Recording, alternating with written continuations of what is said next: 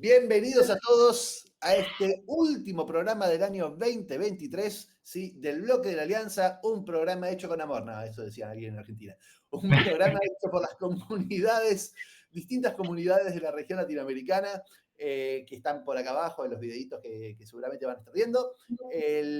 Estamos junto a Miguel Clagues, responsable de la ONG Bitcoin Chile, el que les habla, Rodolfo Andráñez, uno de los miembros de la ONG Bitcoin Argentina y fundador de ella, junto a dos grandes amigos, Julián Dragnosh, que estuvo ya varias veces en el programa. Gracias, Julián, bienvenido. Gracias por invitarme de nuevo. Por favor, siempre, una ficha fija. Y Juan Rodríguez, ¿cómo le va, Juan? Papá Bitcoin, para los que más lo conocen. Gracias, Rodo, por la invitación. Hola, chicos. Gracias a ustedes por estar. Bueno, la idea de este programa es, por un lado, hacer una especie de recap del año, a ver cuáles fueron los temas que a cada uno más le impactaron, más le generaron movimiento. Algunos están quizás más desde lo técnico, algunos más desde el precio, inclusive no solo de este espacio, la mayoría de nosotros somos muy bitcoiners, pero quizás hubo otros temas que estuvieron dando vueltas que nos resultaron relevantes. Y por otro lado, también hacer una pequeña reflexión hacia adelante de lo que se viene, ¿sí? De lo que esperamos que puede pasar en el 2024 con el halving y etcétera. Y cuáles son los próximos grandes avances, si pensamos que hay alguna innovación que pueda llegar a tener algún impacto en el ecosistema. Bueno, un poco esta reflexión, un poco los problemas que estuvieron dándose ahora también con el tema de los ordinals y bueno, un poco recorrer este espacio durante el 2023 y lo que se viene para el 2024. Así que, bueno, nada, para arrancar, si te parece, Mike, ¿sí? Vamos preguntándole primero a cada uno de los invitados de hoy, ¿cuál es lo que me estabas diciendo justo antes de fuera de cámara, Juancito? O sea, todos estamos casi con un espíritu de esto está en la etapa creciente, ¿no? De Bitcoin, ahora vuelve a haber mucho rum, mucho qué sé yo. Entonces, ¿cómo viviste este año? ¿Cómo fue tu ánimo y tu espíritu y tu trabajo, inclusive tu exposición, la cantidad de visita y de follow y de comentarios? O sea, ¿cómo fue tu año respecto a Bitcoin? Bueno, cuando hablamos de Bitcoin, a veces nos referimos mucho al tema de precio. Tal vez ahorita Julián vaya más hacia el protocolo, que es luego como lo más relevante, ¿no? Pero en general la gente se interesa es en qué rango está el precio y dependiendo de ello hay una tensión, una atracción. Entonces te comentaba, Rodo, que iniciando el año, pues Bitcoin en los $16,500, como que, la gente todavía decía, vamos a ir más abajo, yo me alejo de eso porque tal vez la burbuja explote. Hoy Bitcoin arriba de los $40,000, entonces ya hay muchos tocándote la puerta, muchos familiares volviéndote a preguntar, comentarios de los videos en YouTube, Juan, ¿es tarde para comprar Bitcoin? Y en realidad, pues el precio tiene una serie de fases en el ciclo y la gente decide dónde se monta. Ese dónde se monta, por lo general, corresponde a si hiciste la tarea de preguntar qué era Bitcoin, si lo entendiste, pero seguramente vienes de hace rato. Si aún no has hecho la tarea, es de los que estás llegando a preguntar, bueno, todavía es tiempo de comprar Bitcoin. Pero en general, sí, un año de crecimiento, un año donde iniciamos con poca atención. Por ejemplo, tú me preguntabas por las vistas de los videos, eran realmente, bueno, mi canal es un poco grande, entonces estábamos como en 20,000 vistas y ahora ya vamos por las 30,000 vistas en cada video. Y esto, a medida que suba el precio de Bitcoin, generalmente suele traer más vistas. Pero yo creo que así se resume todo en atención. Venimos de una parte bajita a una parte donde ya la cosa se empieza a entrar en cierta exuberancia y veremos cómo nos recibe ese 2024. Sí, ahora te hago una pregunta, porque nosotros siempre hablamos de Bitcoin, siempre es buen momento, digo, o sea, siempre, ¿viste? No, nunca es el mejor, siempre es buen momento, nunca el mejor, digo yo, ¿no? Ese es como el concepto de Bitcoin, y el mejor momento es una vez que entendiste que todos son buenos momentos, ¿no? Son como los dos pilares de esto. Sin embargo, venimos de 27, o sea, no sé, de 40, de 30, de 20, de 16, de 15. ¿Con qué comodidad te sentís cuando estás en el momento bajista? ¿Sí? Decir, sí, está tranquilo que todo se va. O sea, el ánimo y el espíritu y la sensación tuya cuando la cosa se va para abajo. ¿Es siempre Bueno, hacia arriba o también entras, y le pregunto a cada uno, a Miguel, a Julián, o tienen un poco esta cosa derrotista de, sí, se va para arriba, pero espera a que pase tal target, o sea, ¿cómo? Porque o es siempre todo es buen momento, o también cuando está un poquitito diciendo para abajo y de arriba para abajo decís, sí, seguro que sí, pero espera, ¿cómo lo viven? bueno, voy de nuevo y hago un cortico para que Julián y Miguel puedan dar su parte. Bueno, en lo personal, a ver, cuando tú ya llevas varios ciclos, y creo que esto le pasa a ustedes más, que llevan más tiempo entendiendo de Bitcoin, comprando, vendiendo, preguntando qué es, investigando, la parte bajista para nosotros, o por lo menos para mí, inclusive es mejor que el alcista, porque con el mismo fiat voy a poder acumular más bien. ¿Sí? Entonces, para mí es una parte importante.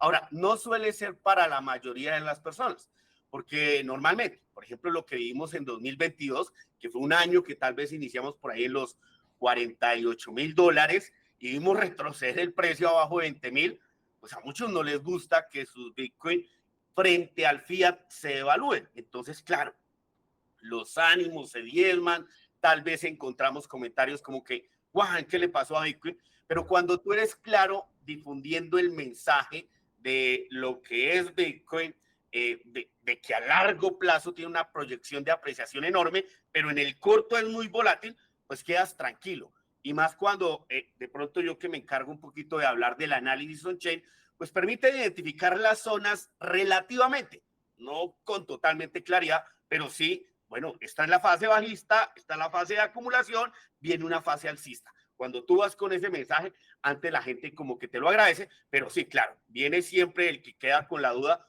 Juan, teníamos Bitcoin en 50,000, 60,000 y estamos por 20,000, ¿por qué sigues hablando de eso de Bitcoin? Pero son las fases del mercado y el entendimiento de las personas. Bueno, Miguel, vos o Julián, vamos por Julián, que es el invitado, pobrecito. Juli, vos cómo lo vivís, con qué comodidad invitás, porque aparte uno se expone cuando invita, después vienen las preguntas, viste, de los otros. Sí. ¿Cómo vivís estos bajas y altas respecto a la gente nueva, a la gente que se quiere acercar, a la gente que te contacta? Con respecto a las bajas, en general me pasa lo mismo, lo que decías recién, de uno se ha expuesto y uno tiene una tesis bitcoiner y vos decís, mirá, si esto más o menos se ordena de la siguiente forma, estás hablando de lo que podría ser una red monetaria de estas características. Pero en el corto plazo, como dice Juan, es como hipervolátil. Entonces, a mí lo que me da cosa es quedar familia, amigos, algunos que han comprado Bitcoin, que están más preocupados que uno y que tal vez no estudiaron tanto, no le pusieron las 10.000 horas, simplemente te dijeron, che, vos estudiaste, yo te confío en vos, ¿viste? Una cosa así. Y más allá de eso, eso es lo que más me molesta de cuando cae el precio. No por mí, yo puedo acumular Bitcoin en general a precios más baratos y voy haciendo mi hermoso DCA constante. Particularmente en el caso este de los 15.000, yo tenía que recuperar unos ahorros de sucio dinero fiduciario que se lo había propuesto a mi mente, ¿viste? Decía, bueno, tengo que recuperar esta cantidad de plata de ahorrar. Y cuando toca 15, digo, tenía ya algo ahorrado, digo, no voy a poder comprar Bitcoin. Y yo, todo, no sé, mirabas las transacciones, mirabas todos los volúmenes de liquidez, estaba el escándalo de FTX, mirabas el market value, tu realized value, estaba todo en mínimos y era como, bueno, yo ya sé que este va a ser el piso, que no va a haber chance, otra chance, y bueno, no importa. O sea, no compré ahí en 15.000, lo respiré. Ahí es cuando vendiste a tu suegra, hipotecaste tu casa, hiciste El perro, el perro. Y el eso, perro. no gastos. Tenía un hijo todavía.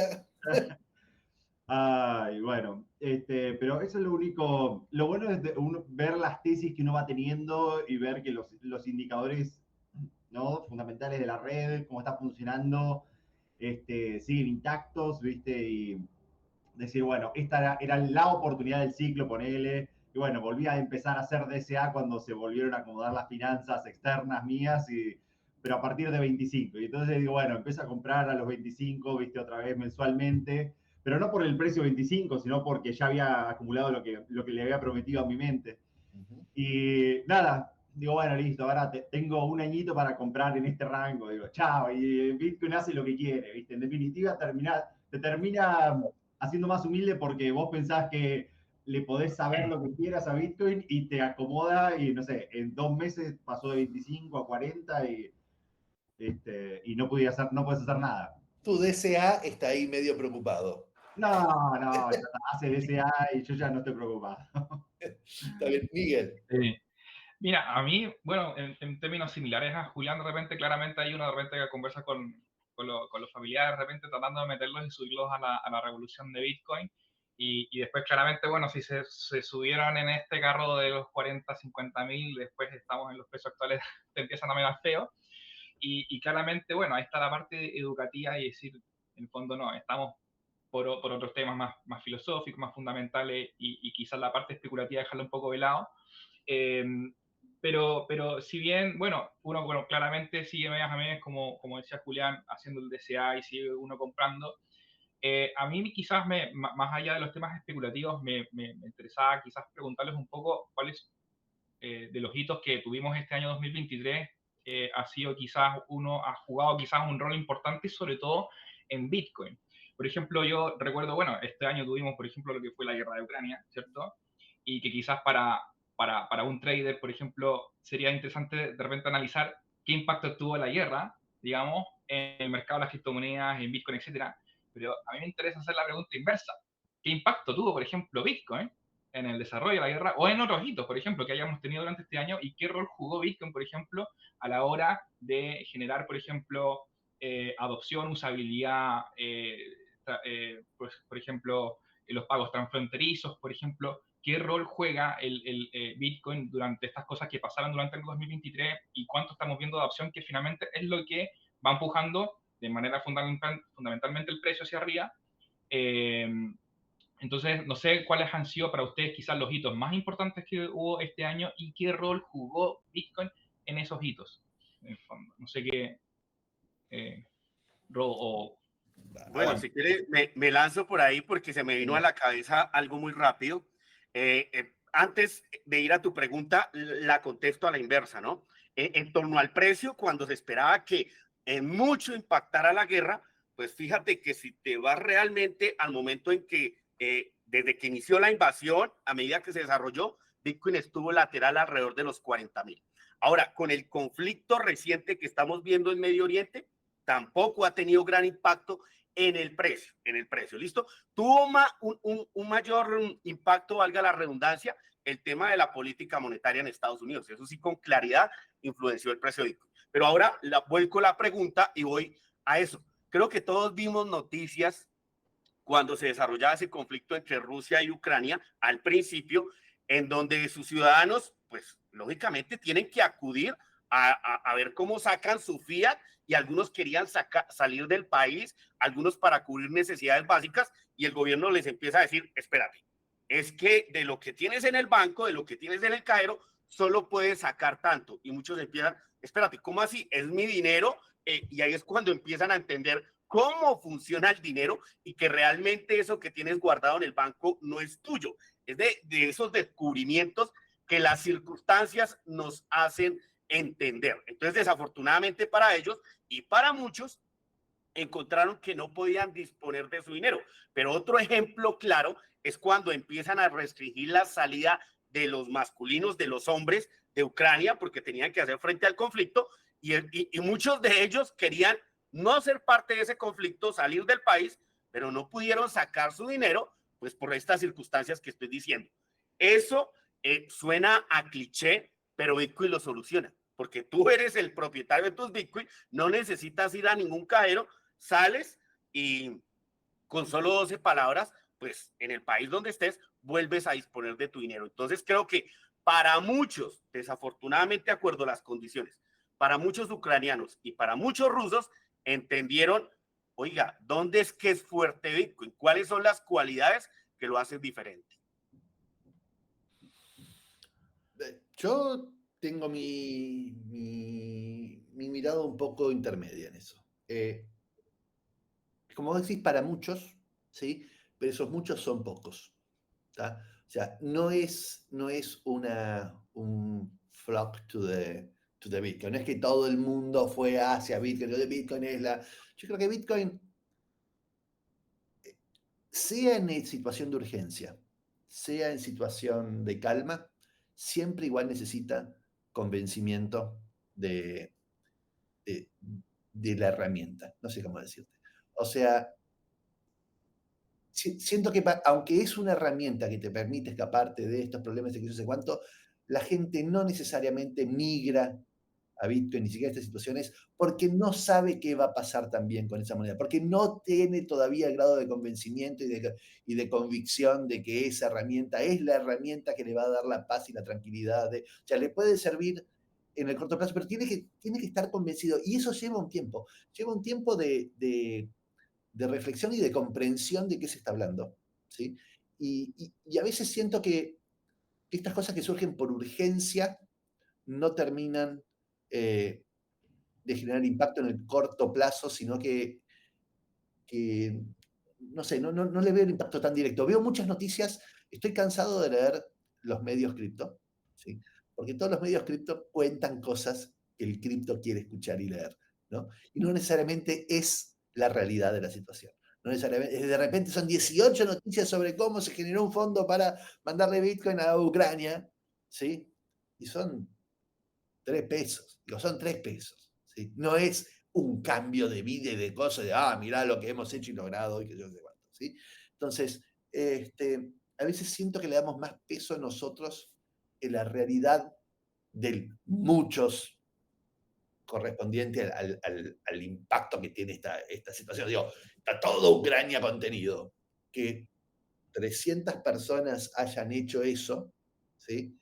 En los medios cripto es un montón, es como una bomba de infinito, y la realidad es que la sensación es que Bitcoin todavía no está ahí en la alternativa segura y absoluta para cualquiera de estas cosas, sino que igual requiere un tiempo de llegar a entender, y que yo más allá del awareness, ¿no? Siento esto, no sé, quizás me equivoco, no sé, Julián o Miguel, ¿qué sensación tienen? Yo tal vez, como lo propuso Miguel, que era hacer la pregunta inversa, ¿viste? ¿Cómo no tiene que ver con la guerra, no, mi comentario en este caso, simplemente estaba repensando esa pregunta, es qué es lo que hizo Bitcoin para ayudar a algún suceso, que tal vez no lo sepan, que porque es algo muy de nicho inclusive, ¿viste? Es algo nicho y de lo mío, que fue el año pasado en las fiestas de Texas. Bueno, como nosotros estamos muy acostumbrados acá a tener clima cálido en las fiestas. En Texas hubo una tormenta y una nevada en donde hubo un estrés test hacia el sistema interconectado de generación y de consumo de energía, y Bitcoin funcionó como una carga flexible y pudo hacer un control de la oferta y la demanda de la energía eléctrica. Y ERCOT, que es el ente regulador del sistema interconectado de Texas, hizo un montón de reportes, pero básicamente Bitcoin se comportó como una carga flexible en los momentos en donde la energía estaba carísima, y le dio la disponibilidad de esa energía para todas las personas a los precios que correspondían de mercado. Y una vez que pasó la tormenta, bueno, de vuelta volvió a funcionar exactamente como estaba planeado. Y eso que en un momento era una tesis, era una idea de algunos locos diciendo, pero Bitcoin puede ser una carga flexible y estabilizar a nuestros sistemas interconectados y ayudarnos a desarrollar más las tecnologías de energía no renovables, las renovables, perdón, que son más intermitentes. No sé, cuando hay viento hay energía, cuando hay sol hay energía. Y bueno, ver que eso ha tenido una primera, y que esto es el comportamiento de Bitcoin, no tiene nada que ver con el resto de los sistemas, ver que ha tenido una primera prueba de concepto y que ha operado perfectamente. Fue la reflexión que a la pregunta de Miguel. Recuerdo esta noticia y le di menos relevancia que la que le das, y la verdad que tiene una enorme relevancia. Porque efectivamente es algo que quizás las reglas del mercado hubiesen dicho que importa, ¿sí? Y sin embargo, las reglas del soy un jugador más consciente, ¿sí? Y no solamente de mercado, es lo que terminó sucediendo. Ahora, no sé si se lo asigno a todos o se lo asigno a los jugadores de ahí, ¿no? Pero también de mercado, porque la energía en ese momento, en la tormenta, no sé, capaz que pasó a valer un 3 veces X lo que estaba valiendo normalmente previo a la tormenta. Entonces el minero capaz que dice, mirá, a este precio el hashing price no me conviene a este precio, y entonces digo, bueno, ahora no voy a minar por unos días hasta que pase la tormenta. Pero sí empezar a comprender que Bitcoin no es el enemigo de los, me sale environmentalist la palabra en inglés, pero de Greenpeace o de las personas, ni tampoco es el enemigo del mundo, sino decir, mirá, si vos aumentás la carga flexible de Bitcoin, también puedes aumentar la generación flexible de las renovables, y que eso empiece a ir hermanándose. Podría ser un futuro. Que en un momento yo pensé, dije, estos están dementes, y capaz que no, capaz que es una realidad. interesante. A mí me gustaría, un poquito saliéndome de este último tema, me gustaría trasladarme a lo que antes decía Rodolfo, como para puntualizar algo. En este momento hay 50 millones de direcciones que tienen algo de Bitcoin. Y voy otra vez con el tema de lo que pasó en Rusia y Ucrania. Julián utilizaba una palabra por ahí, que Bitcoin aún es muy de nicho, y es la realidad. Bueno, 50 millones es un país como Colombia, esa es la población de Colombia, pero realmente, bueno, de esos 50 millones, ¿cuántos hay en Ucrania? ¿Cuántos hay en Rusia? ¿Cuántos realmente utilizaron a Bitcoin como esa alternativa para sacar su riqueza de Ucrania? Tal vez muy pocos, pero es que sirve de ejemplo para recordarle a la gente, a ver, Bitcoin dentro de sus utilidades está como una forma de aparcar riqueza, y es que para un ucraniano que tenía su riqueza en su casa, en su vivienda, o que tal vez la tenía en fiat, se le complicó sacarla del país. Ahí es cuando Bitcoin se hace muy útil. Y yo decía, lastimosamente, muchas personas entienden de Bitcoin, y tal vez utilicé mal la palabra, muchas, porque fueron poquitos en Ucrania, pero alguien se debió detectar de decir, tengo un problema en aparcar mi riqueza en mi casa o en fiat, porque al fin y al cabo, cuando la voy a necesitar, cuando la necesito líquida y moverla, se complica. Y es de las cosas que para mí solucionan mucho Bitcoin. Tener tu parte de tu riqueza, no estoy diciendo toda, que sí, que tiene un impedimento. Yo creo que la mayor publicidad de Bitcoin es el precio.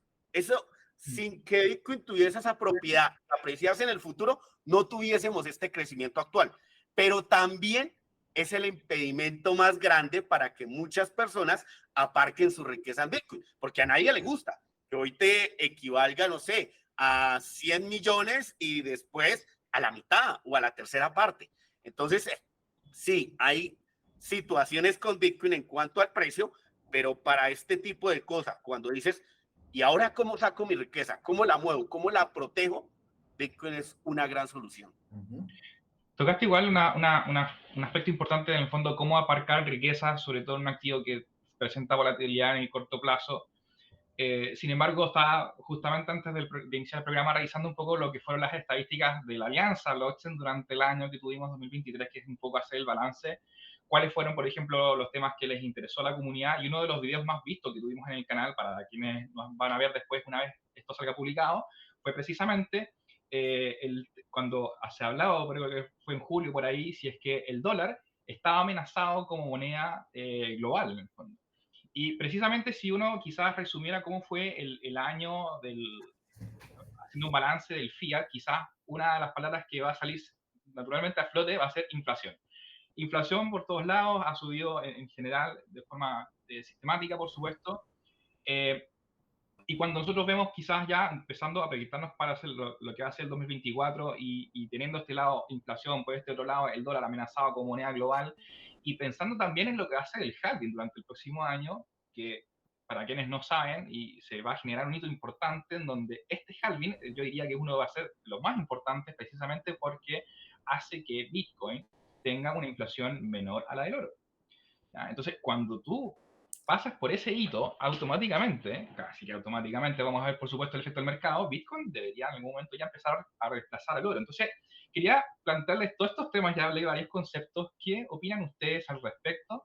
Si efectivamente el dólar está de a poco siendo desplazado digamos, por otras monedas o por el Bitcoin o lo que sea, por el mercado quizás de la criptomoneda, y cuál va a ser el rol que va a jugar Bitcoin durante los próximos años.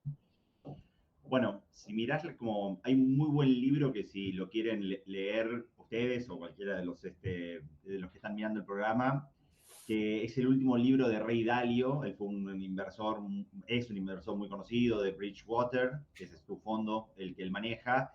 Y el último libro no es el de las crisis de deuda, sino el de los países y los ciclos. A ver si puedo buscar el libro. Ray Dalio. The World Changing Order, como el mundo va cambiando de orden, y entonces él estudia cómo fueron los ciclos de los países en los últimos 500 años, y entonces él va viendo y él saca 9 indicadores, menciona algunos, ¿no?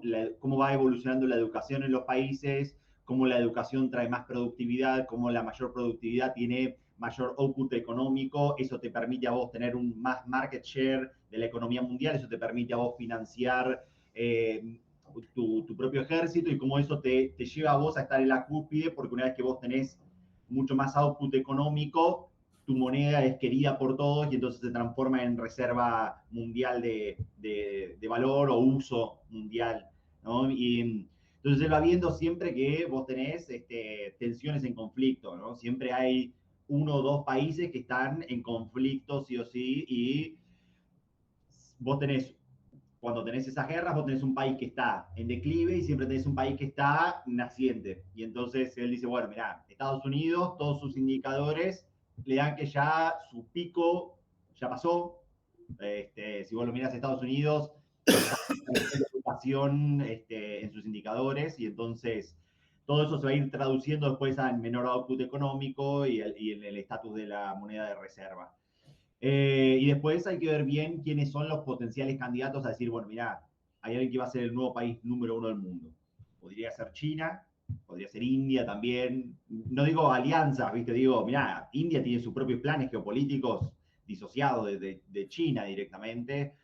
No sé si hay algún otro país que pueda ser un contendiente, ¿no? Contra Estados Unidos o contra ese eje, por decirlo de alguna forma. Digo, por cantidad de población y por cantidad de poderío económico. Yo creo que esos dos son los únicos que podrían.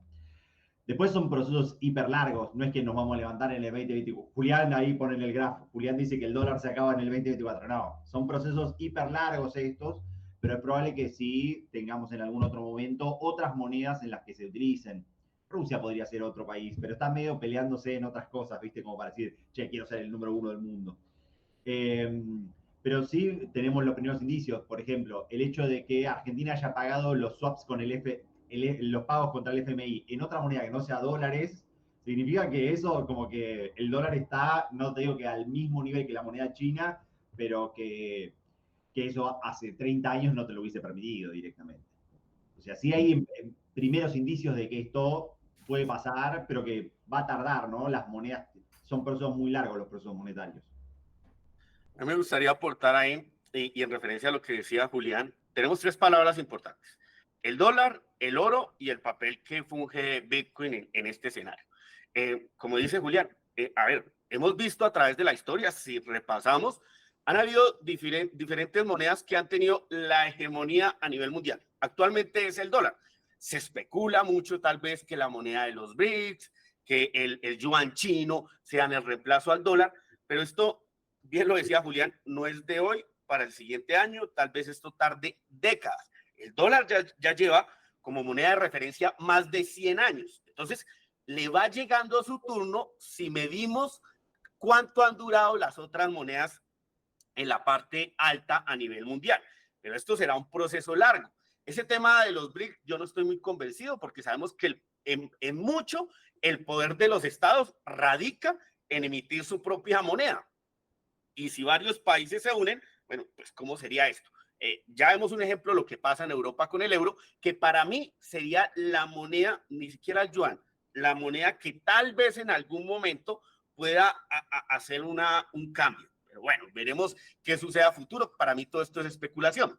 Pero Miguel nos preguntaba, bueno, estuvo el tema de inflación, muchos acudieron al oro, pero si vimos durante ese 2021 un retroceso significativo en Bitcoin. Entonces, algunos dirán, espérate, es que eso que me dijeron que Bitcoin era una cobertura a la inflación, pues vimos que no fue tan así, porque el precio pasó de los 45,000 abajo de los $20,000, cuando el resto de la economía pues estaba retrocediendo, y sobre todo activos como las acciones, los índices bursátiles en los Estados Unidos.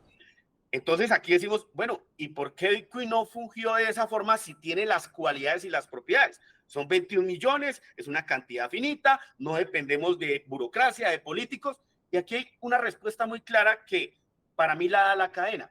Si nosotros vamos a ver hoy, el 60% de las transacciones que se realizan en un día van a los intercambios y salen de los intercambios. ¿Qué quiere decir?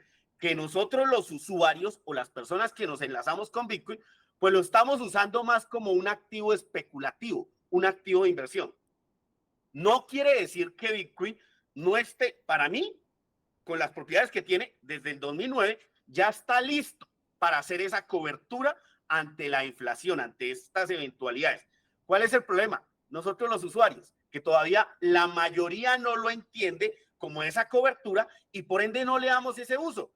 Esto requiere de tiempo para que nosotros los usuarios entendamos a Bitcoin como una de esas funciones que puede desempeñar, que es esa cobertura a esos tipos de cosas como que la que nos hablaba Miguel en torno a la inflación. Entonces, para mí, el problema no es Bitcoin, sino de los usuarios. Pero sí estás viendo, a nivel on-chain, estás viendo un mayor nivel, o al menos esto es lo poco que leí últimamente, un mayor nivel de concentración en manos, no concentración, de volumen, ¿no? De cantidad de bitcoins fuera de los exchanges y más en depósitos propios, ¿no? Y eso es un poco una tendencia. A veces es una tendencia en momentos de alza, puede ser, digo, pero es un camino también que va mostrando que cada vez hay más gente que entiende hacia el largo plazo. Ni hablar personas tipo Saylor y etcétera, que obviamente tienen una tesis construida como empresa y de volumen de largo plazo, pero se ve un poco ese camino y esa tendencia. Y yo creo realmente que hay yo creo que estamos cada vez más listos para que pase esto que decís vos, Miguel. Yo no creo que va a reemplazar al oro. Creo que cada vez más gente va a ser consciente, gente de volumen, ¿no? O sea, gente, no individuos que dicen, o sea, todo lo podría haber comprado yo, te digo, 7 gramos. Creo que hay cada vez más, y va a haber cada vez, diciéndolo o no, no importa, pero sí más conscientes de Bitcoin como una alternativa mejor al oro, ¿sí? Creo que todo el que se acerca al oro se acerca desde el largo plazo, no se acerca desde el corto plazo. No hay forma de acercarse al oro desde la mirada meramente del corto plazo. Y creo que eh, los números y las explicaciones y las justificaciones muestran a Bitcoin como claramente una mejor alternativa. Y se va a ir dando cuenta y o sea, van a tener que procesar cosas bajo el puente, ¿sí? Pero la forma en que explica Saylor la relevancia de esto, la forma en que El Salvador va a demostrar también que el éxito de la estrategia y de qué sé yo, o sea, creo que son todos cositas que van a ir marcando este camino irreversible, ¿sí? Del reemplazo del rol del oro como reserva de valor de larga instancia versus la de Bitcoin. Creo que si no es este ciclo, será el próximo. Stock to flow, obviamente, esto que vos decías, va a haber menos emisión que el stock. O sea, el ratio, ¿no? De stock to flow. Es relevante. No sé si solo por eso entonces tiene que inmediatamente pasar. Creo que es más una cuestión de convencimiento y de formación y de haber tenido la expertise que un hecho técnico, porque puedo tener, no sé, hacer menos piedritas de tal cosa y no por eso es mejor que el oro. Pero creo que hay cada vez un mayor grado de convencimiento y creo que hay un camino de ida hacia este convencimiento que, salvo que suceda algo realmente drástico en Bitcoin, y no es que las transacciones estén saturadas en cantidad, en precio, ¿sí? Porque en realidad se está usando, creo que es irreversible ese camino y creo que sí, que va a suceder. Julián. Vos estabas hablando ahí si Bitcoin se había concentrado más o si se había distribuido más recién, y entonces Glassnode en febrero en febrero del 21 sacó un reporte que era, bueno, haciendo on-chain analytics, cómo estaba la distribución de Bitcoin, y bueno, armaron una escala, viste, hiper graciosa con animalitos, viste, desde crustáceos, cangrejos, viste, hasta ballenas en ese caso.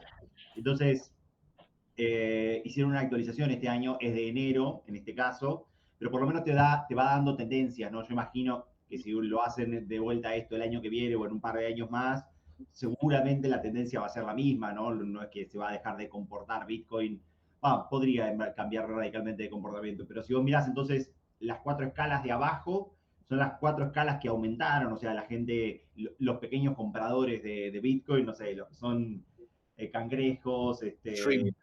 sí, los shrimps, el octopus, los pescados, o sea, toda la gente que tiene básicamente hasta 50 bitcoins, sería todo ese segmento, fue lo que aumentó en tenencia, y en cambio todos los otros, desde los mineros, los exchanges, las ballenas, todo lo demás, es lo que ha descendido directamente. Hay alguna que ha quedado muy parejita, obviamente, pero sí o sí, lo que nosotros estamos viendo es que se está distribuyendo más la tenencia de Bitcoin. Para mí, desde como empezó desde cero, Satoshi tenía todos los bitcoins, él era el 100%, y bueno, es un camino, es un degradé a lo largo de toda la historia. Habrá que ver si lo revisan de nuevo dentro de un par de años esto y si sigue esta misma tendencia. A esa métrica yo la vengo siguiendo desde 2020, Julián. Ajá. También la llevo así, con animalitos y todo. Y efectivamente, los minoristas son los que más van acaparando o en más número se incrementan, tanto de usuarios como de tenencias de Bitcoin. O sea, misteriosamente, aunque uno pensara que no, porque ve las noticias, Saylor compró tantos Bitcoin. Este fondo de inversión compró tantos Bitcoin. Entonces uno pensaría, aquí están acaparando los Bitcoin las grandes instituciones o los inversionistas de gran patrimonio. Y uno va a la data y encuentra que no, los pequeñitos son los que están incrementando notablemente sus tenencias y en número. Entonces yo creo que vamos muy bien, y ya te digo, esto yo lo mido desde 2020, no solo lo que ha pasado en el año. ¿Sabes lo que le pasa a las grandes empresas y a los grandes tenedores como Bitcoin? Es que las reglas de contabilidad que tenía Bitcoin para sus balances no eran favorables, ¿no? Tenía como una contabilidad en donde vos solamente le podías marcar el precio de Bitcoin en el menor precio que tuviera. No sé, vos compraste Bitcoin a 20.000, a 30.000, ponele. Bitcoin bajó a 15 y después no importa si subió y vale ahora 40, vos nunca podés decir que en tu balance tenés más que, no sé, si tenías un Bitcoin, tenías $15.000 en Bitcoin. Entonces, este tipo de reglas de contabilidad es un impedimento de alguna forma, sobre todo, no tal vez para individuos, porque el individuo es un individuo y hace lo que quiere con su plata, pero tal vez para los balances de las empresas. Y, o sea, uno pensaba que cuando Saylor compró y hizo todos los planes de MicroStrategy for Business, uno dice, listo, un montón de empresas ahora pueden comprar Bitcoin con seguridad o con más tranquilidad. El problema con las reglas de contabilidad era que vos decías, bueno, nunca vas a poder de algunas maneras mostrar, ¿sí?, que tu balance está más sano, porque si siempre estás en esa situación, quedás así como medio en jaque contra los shareholders, ¿no?, y contra el mercado, por decirlo así. Y esa regla, hoy es el primer día que empieza a cambiar esa regla y que de pronto vos tenés un fair value accounting, ¿sí?, un valor que habrá que ver bien cómo se determina ese valor, porque no tenés un cash flow de Bitcoin como para decir, che, Bitcoin va a tener esta ganancia de acá para futuro, pero no sé si podría tomar por lo menos la contabilidad del realized value o van a aparecer nuevos modelos para tener un fair accounting que va a hacer que yo creo que empresas y luego con la idea del Salvador de hacer sus bonos, de decir, bueno, de acá al próximo halving, por lo menos 1 o 2 países te lo adopten, y empresas, obviamente. Sí, o sea, creo que es eso, que esta tendencia hacia la adopción, por distintas razones, es como cuando uno hace análisis técnico, no sabes por qué, después habrá los fundamentales que hacen que ese análisis técnico cumpla o no cumpla. Estamos los que no creemos mucho en análisis técnico, claramente no es el caso de Julián, pero digo, pero quiero decir, la tendencia es a que se empiecen a seguir, o sea, que sigan dándose estos fundamentales, que es que suceden las guerras, que existe la inflación, que las reglas de accounting se terminan adaptando a... Digo, hay una tendencia de fundamentals reales que también van alimentando esta tendencia hacia darle el espacio a Bitcoin que se merece, ¿sí?, dentro de las arcas, dentro de las reservas personales, dentro de las reservas de empresas, dentro de las reservas de los estados. O sea, yo creo que hay una tendencia inevitable en este punto ya hacia eso, y también que hay una conciencia de todos los estados y de todos los organismos de control de que Bitcoin es inevitable, no inevitable, digamos, no lo podemos frenar, de que Bitcoin existe y es un elemento a estar atento, mirando y que cumple un rol, ¿no? Entonces, esa realidad asumida ya por ellos también es parte de ese marco de que está ahí, ¿no? De que está ahí y de que hay que actuar y que hay que aceptarlo y que, bueno, lo que sea. O sea, creo que hay un claro camino hacia donde planteas vos, Miguel. Rodo, yo quería tocar otro tema antes que se me acabe el tiempo, porque en el fondo, bueno, hemos igual tocado varias cosas, pero todo relacionado con mercado y precio. Y dentro de, por supuesto, el propósito de este episodio era también, por supuesto, hacer un balance, y sobre la balanza hay que ser justo y poner también las cosas quizás no tan positivas, que de alguna forma afectaron un poco el ecosistema. Y no podía, por ejemplo, dejar de mencionar, que lo tenemos súper fresquito, esta vulnerabilidad que se produjo en Ledger, una de las librerías, y que de alguna manera hoy en día nos hace cuestionar, y por ahí lo he comentado quizás a modo de broma, oye, el chino CZ tenía razón, en el fondo, por dónde está la seguridad de las billeteras físicas. Entonces, planteo esto y quizás otras cosas que sucedieron durante el 2023 para ponerlas sobre la mesa y decir, oye, ¿cuáles son quizás los desafíos y en qué cosas deberíamos enfocarnos durante el 2024? Quizás hacer una especie de mea culpa, no personal, sino a nivel de industria, y en qué cosas deberíamos enfocarnos pensando en los próximos 4 o 5 años, en qué trabajamos en 2024 para empezar a resolver algunas cosas, dónde fijamos, por ejemplo, los estándares de seguridad para evitar estos ataques de supply chain, y otras cosas, por supuesto, que habrán ocurrido durante este año. Entonces, dejarle plantear esa pregunta, ¿cuál debería ser el foco durante el 2024 para empezar a resolver cosas a nivel de industria y empezar a generar más adopción. Chan, chan. Bueno, si quieres me voy. A ver, yo veo que, y colocando por delante el ejemplo que tú citas, a ver, de pronto Julián ahorita va más al lado técnico y nos lo explica mejor, pero entiendo que lo sucedido recientemente con Ledger, como tal, no es del dispositivo, sino de las librerías que ellos tienen que sacar para que la gente interactúe con protocolos, con aplicaciones descentralizadas, con cosas en la Web3, con cosas en DeFi. ¿Sí? Entonces, yo creo que para 2024 va a ser muy importante seguir con el tema entendimiento y educación, de que la gente sepa, a ver, cuando yo tengo Bitcoin, no es que esté en mi cartera y entonces si sufre una anomalía esa cartera o el interfaz o el software, voy a perder mi Bitcoin. ¿Y qué debo hacer cuando pasen este tipo de situaciones? No le doy la razón para nada a CZ. Yo sé a dónde va tu comentario, de que tal vez es más seguro dejar los Bitcoin o tus activos digitales en un custodio. Entiendo que para muchas personas, pues sea su naturaleza o les parezca más fácil delegar, pero estás perdiendo, por ejemplo, de las grandes cualidades que otorga Bitcoin cuando tienes el activo. Entonces, yo creo que a 2024 viene mucho el tema de entendimiento porque están pasando muchas cosas, lo mismo que por ejemplo sucede ahorita con los ordinals, con los scriptor, que para mí eso es spam y que, a ver, uno dijese, a ver, para eso no fue creado Bitcoin, para eso tal vez están otras blockchain, cadenas, criptomonedas, pero son cosas que tenemos que afrontar y que se van a seguir desarrollando.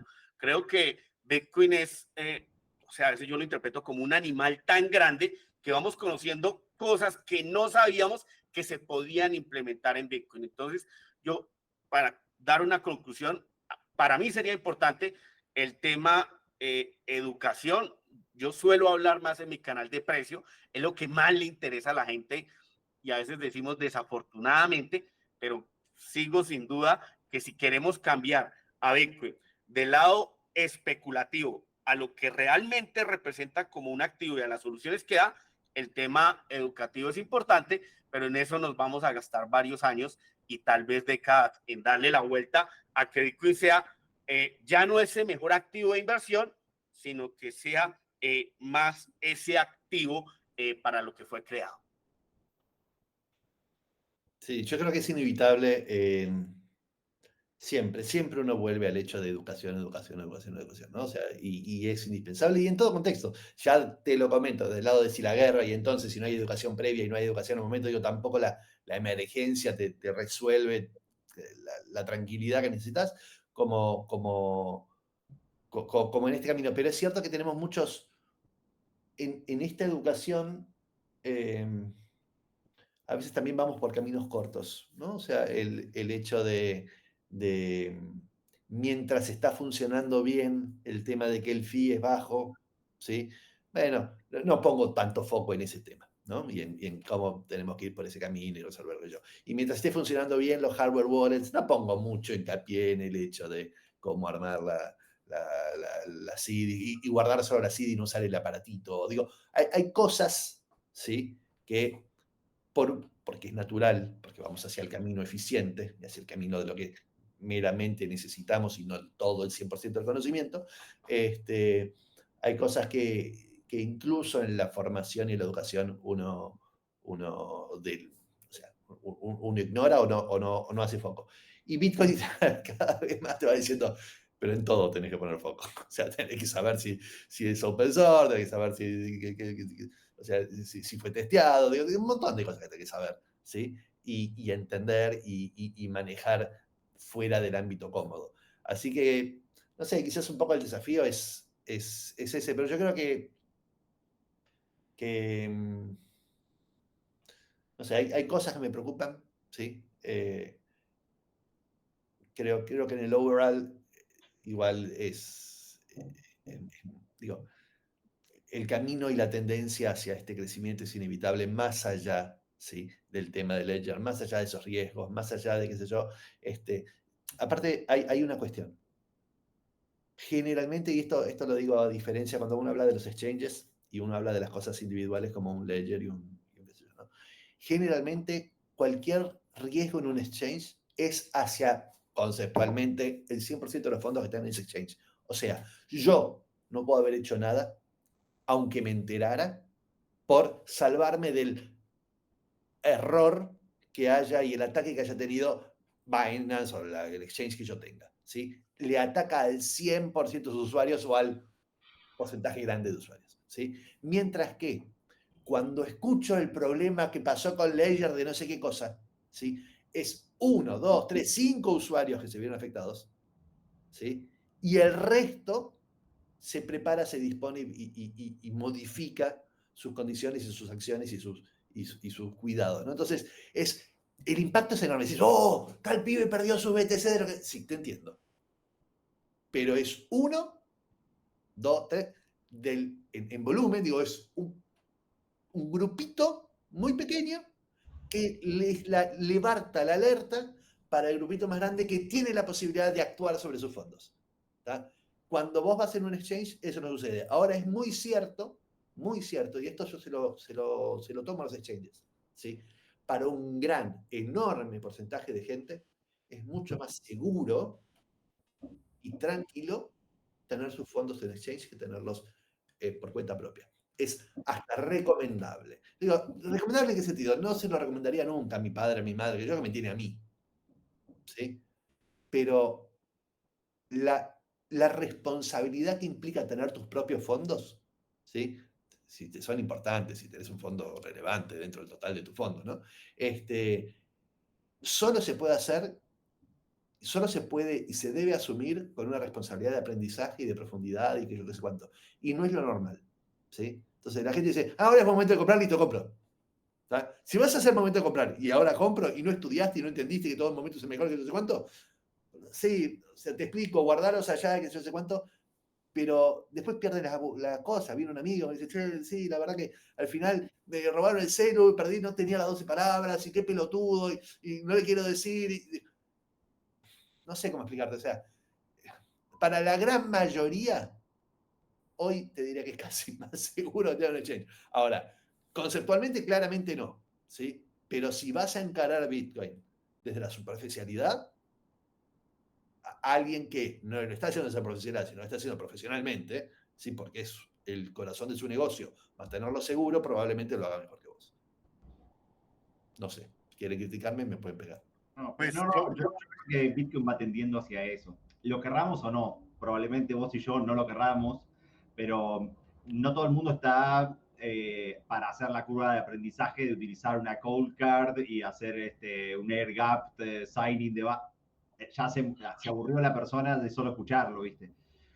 Y yo creo que en ese tiene que seguir estando el foco. Si queremos adopción masiva y que exista, sí o sí la experiencia del usuario va a tener que seguir mejorando, ¿no? La experiencia de usuario no solamente en los hacks, sino la experiencia de usuario en cada uno de los pasos, ¿sí? Que nosotros tenemos. Si vos querés tener un usuario que quiera tener sus fondos, la experiencia de usuario tiene que sí o sí ser agradable para el usuario. No podemos tener una experiencia de usuario que sea terrible y esperar la adopción masiva.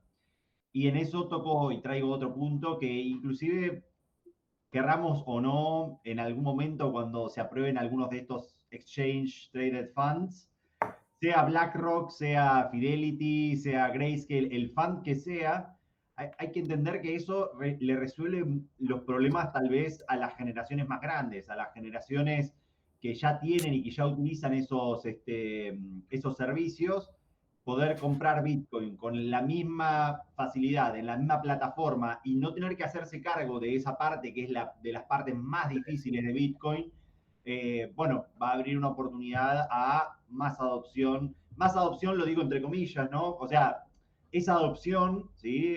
Pero sí o sí van a tener que resolver problemas que evidentemente nosotros on-chain, después de 15 años, no se han podido resolver, ¿viste? No sea, el multisig no es sencillo, ¿viste? El single sigue sin seguro y las hardware wallet todavía tienen sus problemas funcionales. Sí, pero insisto en esto, el canario, la alerta, ¿sí? alguien es el canario. Pero desde que salió esto, ¿cuántos que tenían Ledger sin entender qué es lo que pasó? Por lo pronto no la conectaron a la computadora. Obvio. Hasta que entiendo qué es lo que pasó y qué es esto, yo la mía no la enchufo. No sé, no entendí un soto, pero no la enchufo. Ledger una por año se manda de estas cosas. O sea, Además, está buenísimo. si vamos o no con Ledger. Esa es otra discusión. Pero también hay que entender esto. Hay un equipo altamente profesional en el exchange, y también te lo voy a decir de Ledger después, que se encarga con infinidad mayor competencia que vos, y vos, Julián, y que yo, Rodolfo, ¿sí? De preservar seguros esos fondos. ¿tá? Y hay un equipo de Ledger altísimamente más técnico y profesional que se encarga de asegurar que ese hardware wallet, ¿sí? Y que sus bases de datos, que yo, sean seguras. Al 100. Está bien, el phishing después le pega a todo el mundo, esto fue phishing, digo, a veces es inevitable un poco el tema de phishing. Pero, ahora, también es cierto que el pez gordo es el exchange y el pez gordo es Ledger. ¿Sí? No soy yo. No soy Rodolfito, que tengo mi billeterita en mi computadora. Sí, me pueden haber hackeado la computadora. Digo, pero no soy el pez gordo. Entonces, la cantidad de esfuerzo puesta en atacar al pez gordo, ¿sí? Es sustancialmente mayor que la mía. Entonces, está claro que el camino es tenerlos vos, porque siempre es mucho más preventivo, ¿sí? Pero no por eso es que lo sabés hacer, ¿no? Entonces, esta cosa es a tener en cuenta. Yo aún una cosa, a ver, y un poquito en contravía, no totalmente en contravía de lo que citaba Rodo, pero sí en algo en contravía. Ya que no te invito más, ¿eh?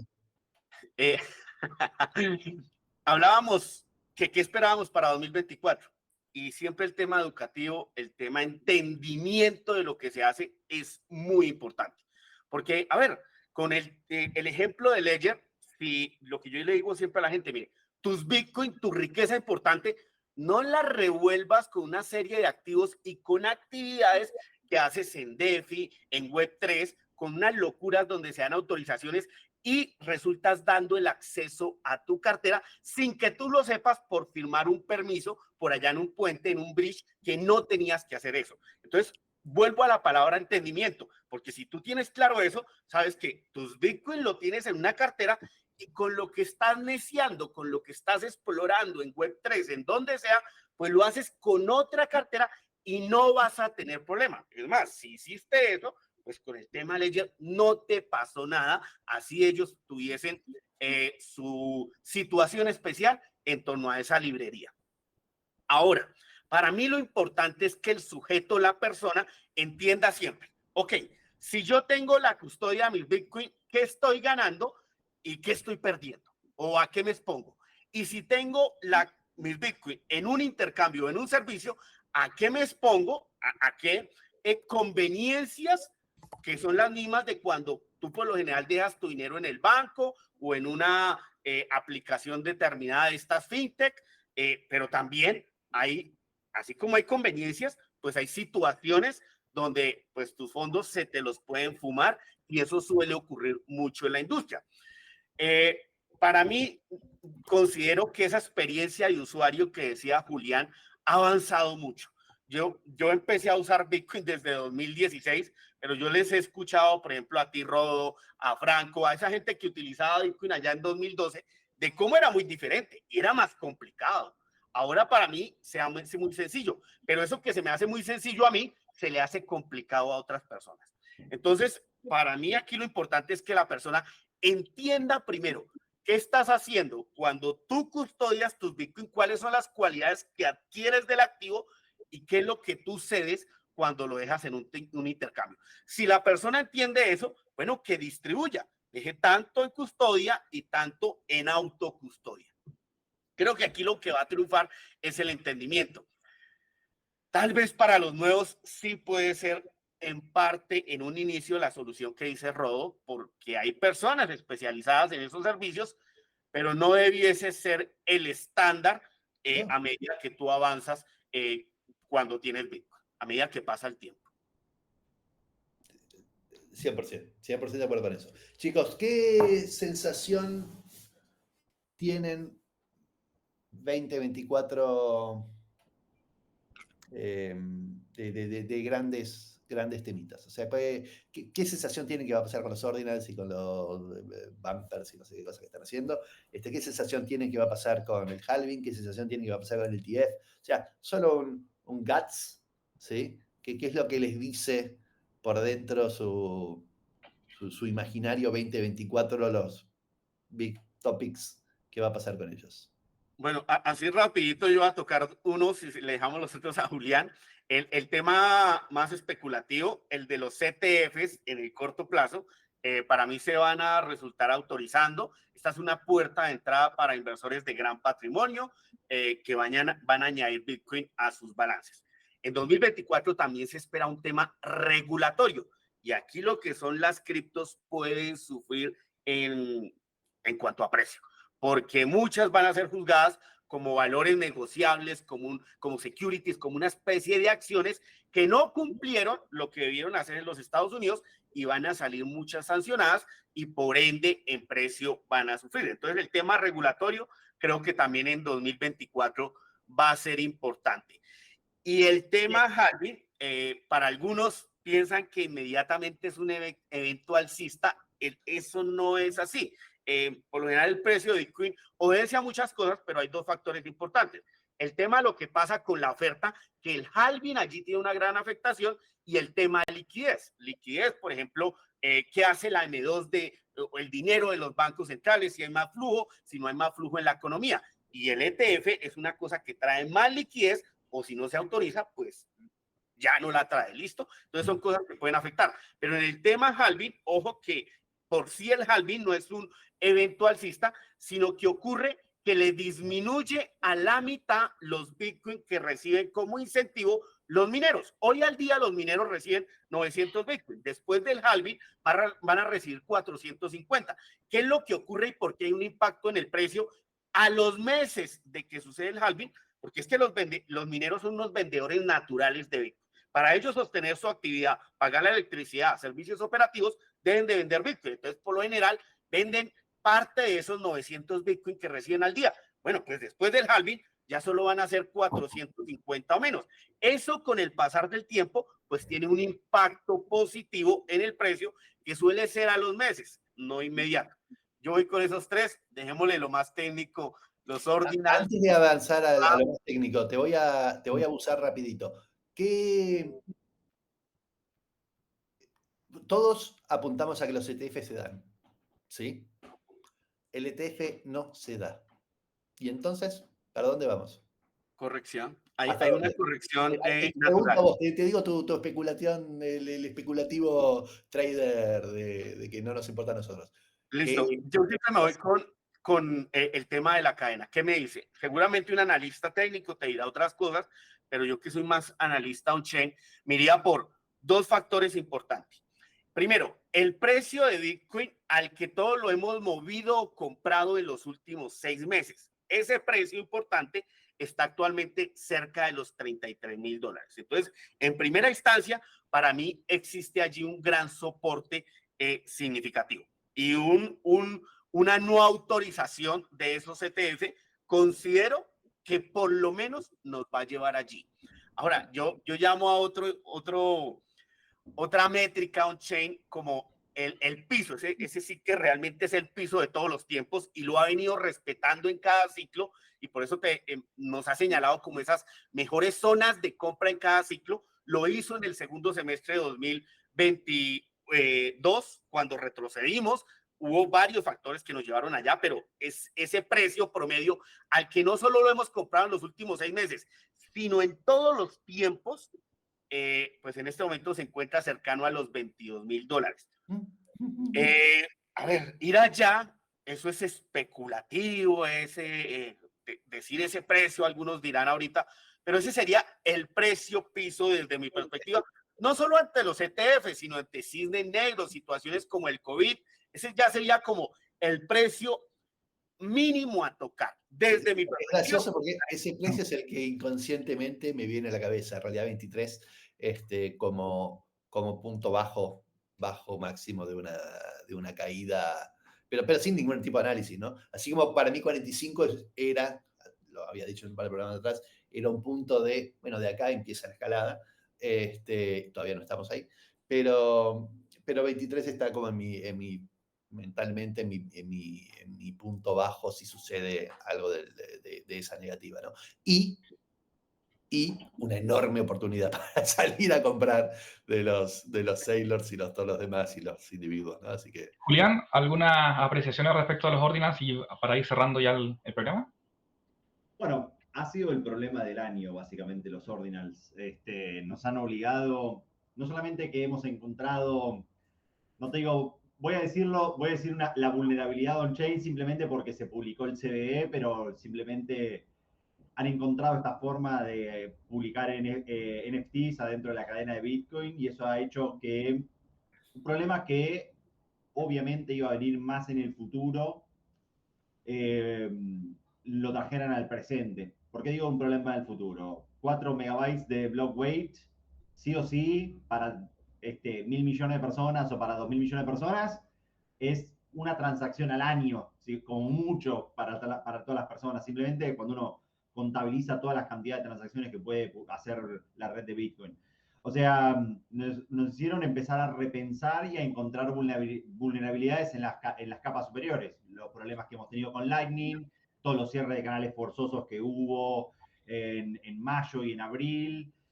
Lo que tiene de bueno es eso, es hacerle un stress test a la red, más allá de si te guste, si no, si pensás que es spam, si pensás que no es spam. Yo particularmente pienso que no los considero útiles, pero es una transacción, pasa por todos los opcodes, paga la fee, es una transacción válida. No hay otra cosa que decir con respecto a los ordinals. Veremos si los ordinals han sido un primer stress test, como fueron CryptoKitties en el 2018 para la red de Ethereum, y después tenemos una baja considerable, o si esto es el principio de unas nuevas oleadas. Igual, o nuevas narrativas, ¿no? igual te hago una pregunta sobre este comentario que decís. El block size, ¿sí? Nunca fue una cosa que dijimos esto va a ser el único block size, es una cuestión de evolución, ¿no? Obviamente, 4 mega en un costo por mega de cosas, no sé, de $100 a 5 años después, un costo por mega de $2, hacer 4 megas, ¿sí? Digo, no es lo mismo hacerlo antes que hacerlo hoy, ¿tá? Entonces digo, no es una cuestión del bloque, el bloque puede crecer y no nos importa. El costo, decís, de almacenar De esa... almacenar, de transferir, del internet, digo, de todo eso, ¿sí? A medida que evoluciona, siempre se hace cada vez más barato hacerlo, por lo cual, digo, esta discusión siempre fue como tiremosla para adelante y no la hagamos ahora, ¿está bien? Pero con esto los ordinals me genera esta duda. Vos diste por sentado que porque 4 megas no van a entrar todas las transacciones, si hacia adelante migráramos a 32, por decir cualquier pelotudez, no vamos a un Bitcoin, lo que sea, yo no sé si los ordinals resuelven, porque hoy el ordinal ocupa 4 megas, porque tengo 4. Y si tuviera 32, te haría ordinals de 32. ¿Sí? ¿Sí? Y si tuviera 224, te haría ordinals de 224 y te pongo el videito entero de recomprimido de Fast and Furious. ¿Se entiende? Sí. Entonces, exactamente igual que como pasó con Internet. Cuando teníamos Internet de dial-up, borró, bajábamos texto solamente. Cuando aumentó a 54, alguna imagen uno podía ver. Ahora tenés 100 megas y tenés Full HD, 4K, FLAC, audio, video. Y siempre la tecnología es como, mirá, como tengo más espacio, puedo hacer nuevas aplicaciones y como tengo nuevas aplicaciones, necesito más espacio. Por eso no sé si en este punto, si lo único que hubiesen podido fluir son transacciones, un mayor bloque, ¿sí? Me da una tendencia a una menor fee por bloque, por transacción, que yo sé cuánto. En un escenario como este otro, ¿sí? Yo no sé si el mayor bloque nos resuelve esta problemática ni del feed, ni del espacio, ni de la cantidad de transacciones, ni de nada. No hay cantidad de espacio de megas, aunque solamente miraras transacciones planas sin ningún tipo de ordinal. No hay cantidad de espacio. Una vez me senté y dije, bueno, a ver, veamos, hagamos. Para resolverlo on-chain este problema, no hay número. Imagínate que 1.000 millones de personas quieren hacer 2 transacciones al día, no sé, bajaste a comprar y hiciste otra cosa más y pagás 2 transacciones. Sí, eso lo entiendo perfecto. no hay espacio suficiente ni aunque Pero sea... hoy no es una cuestión solo de espacio. No, Digo, es una cuestión de... transferencia, verificación también, o sea, es todo un espacio. Pero lo que nos hizo esto es decir, bueno, Lightning ha estado en desarrollo por 5 años, en verdad desde el paper, pero que ha estado en uso, son 5 años ya, final 2017, principio del 2018, y todavía tiene sus fallas, ¿no? El trustless de las transacciones que nosotros creíamos que eran 100% trustless, y cuando empezaron las fees a aumentar, y bueno, esos dust que te van quedando no fueron suficientes. Lo que sí nos va a obligar es a empezar a mejorar nuestra escalabilidad en layers. Sí o sí necesitamos que eso vaya mejorando. Sea Rootstock, sea Liquid, sea Lightning, o si hay que implementar drive chains y decir, che, porfa, todos los ordinals a las drive chains, o la resolución que sea. Sí, es que no queda otra más que decir porfa, porque si paga la fee y pasa los opcodes, puede hacerlo, ¿viste? O sea, yo soy partidario de esa política. Sí o sí, de alguna forma esto hay que resolverlo, no resolverlo, pero hay que empezar a pensar mucho más en el futuro porque el futuro llegó acá mucho más rápido de lo que pensábamos. Durante mucho tiempo las fees estuvieron muy tranquilas y los bloques venían, no te digo vacíos, pero bloque de 1 mega, ¿viste? Y hoy está todo lleno al palo. Juan, Julián, yo quiero agradecerles por acompañarnos en este cierre 2023 de la Alianza Blockchain y conversar los temas que fueron atingentes durante el año y hacer un balance y expectativas 2024. Por supuesto, hay un montón de conversaciones pendientes que vamos a tener que seguir debatiendo durante el próximo año. Invitarlos en no más de un minuto a hacer una última reflexión, donde los podemos seguir en redes sociales y cualquier cosa que quieran agregar en no más de un minuto. Juan. Bueno, empiezo también decirle a la gente, aquí lo más importante es formarte tu propio concepto de Bitcoin, que exploren de verdad. Bitcoin no solo es un precio, sino que es un activo de múltiples usos, ya sea como dinero de internet, como medio de pago, como el que más me gusta a mí, almacén de riqueza con esas cualidades: inconfiscable, finita, irreversible. Ese es el uso que más me gusta a mí. Entonces, explóralo, entiéndelo y dale el uso que te guste a ti. Y bueno, me encuentran en el canal de YouTube como Bitcoin y Criptos y en Twitter, en Instagram como JuanBit. Gracias por la invitación, Rodo, una vez más, y a ti, Miguel, a Julián por acompañarnos.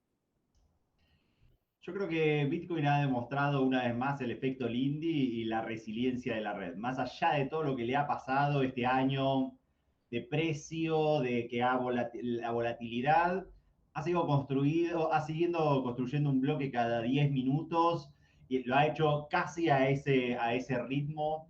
El hashing rate ha explotado con muchos mineros agregando poder de defensa de la red, los ordinals que nos han dado un montón de fees y de actividad a la red. Y yo creo que es eso tal vez lo más importante, decir, bueno, este fue un año más de Bitcoin, lo que le hemos visto crecer desde hace varios años. Rodo seguramente OG la ha visto crecer desde la nada misma.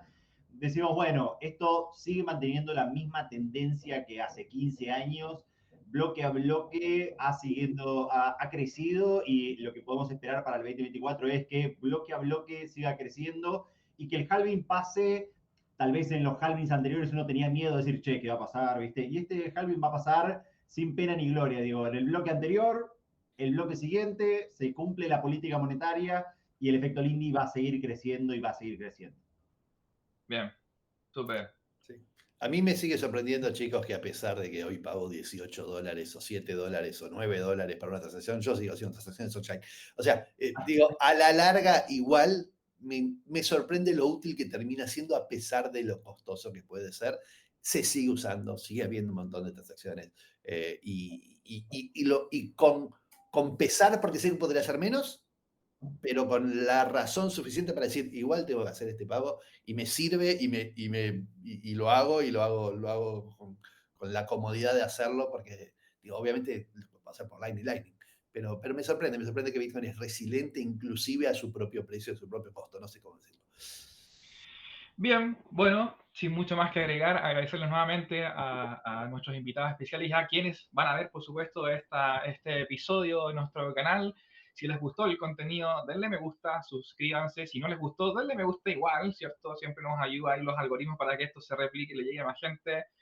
Súmense a las comunidades, es importante ir participando para ir generando valor, generando ecosistema. A partir del año que viene vamos a hacer un esfuerzo más grande en convocar a las comunidades y la idea es que el bloque de la alianza, no el bloque de la alianza, la alianza blockchain termine siendo ese espacio que todavía hoy no existe de grupo de comunidad, o sea, el grupo donde los líderes de las comunidades, ¿sí?, interactúan y comparten qué está haciendo cada una para potenciarse entre ellas, ¿no? No hay un grupo de comunidades latinoamericanas o iberoamericanas hoy donde los responsables de esas comunidades estén compartiendo y socializando sus diferentes desafíos. Así que esperamos que la Alianza Blockchain, a partir del año que viene, logre con mayor fuerza ese proceso. Así que cualquier comunidad que conozcan, por favor, invítenla a sumarse a la Alianza Blockchain.